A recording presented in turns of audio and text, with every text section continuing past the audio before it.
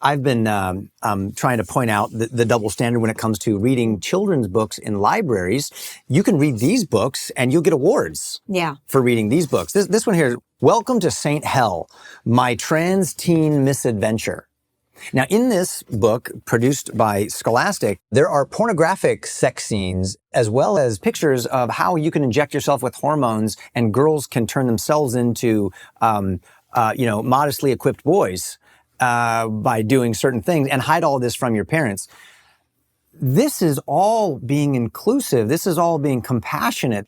But when I want to go in and read a book like this, which is about love, compassion, joy, and peace, that is indoctrination.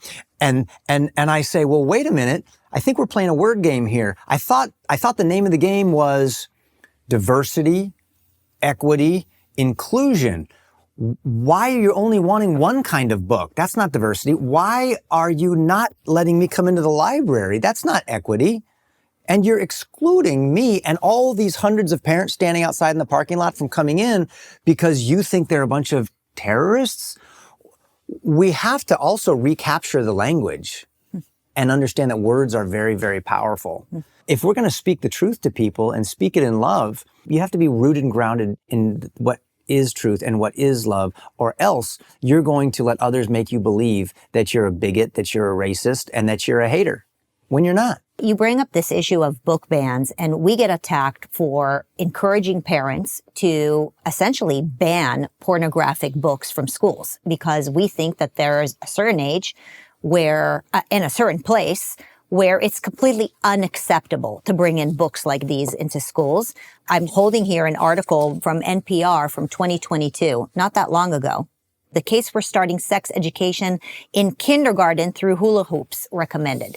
This attack that now conservatives are engaged in book bans could not be more preposterous because what the left does is they want to ban every single piece of content on the conservative side. But now they're saying conservative parents are horrible because they're banning books. I know, Connor, you are obsessed with freedom. You're you're pretty obsessed with freedom, right? It's fair to say you dedicated your entire life to freedom. What are your thoughts about book bans in schools?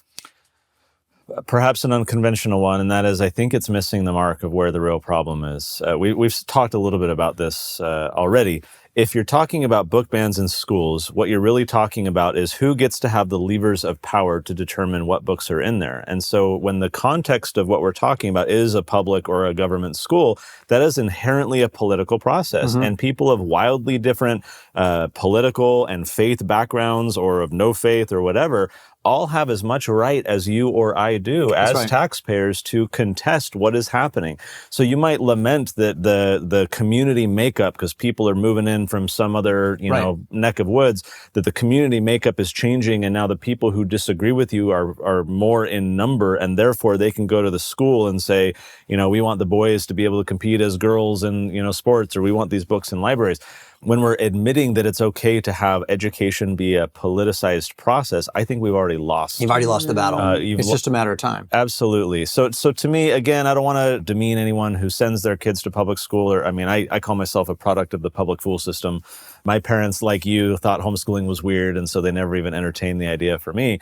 But to me, I think we need to rescue a lot of these kids who are in an environment that is extremely political. My family, for the better part of a decade, have been part of a homeschool co-op.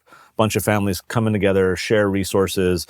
Rather than a mom who wasn't good in biology teaching her kids science, there's a mom in that group who was good at biology who can teach science to all the kids. So they're almost like mini micro schools, but with people of shared backgrounds and faith. You don't see any of this in there. There's no combat over what books there are going to be. Or it's a non-politicized process. And what we find is that as parents leave a political process, education process, and come to a non-political one, it's like a breath of fresh air. Oh my gosh, I don't have to be in combat mode every day. I don't have to fight people who have different values. So to me, it's that we've gone down this path that too many people take for granted. It's just what you do. It's natural. It's common. Again, I thank Fauci and all of them for driving as hard as they did through COVID, because it has enlightened so many people that there are alternatives.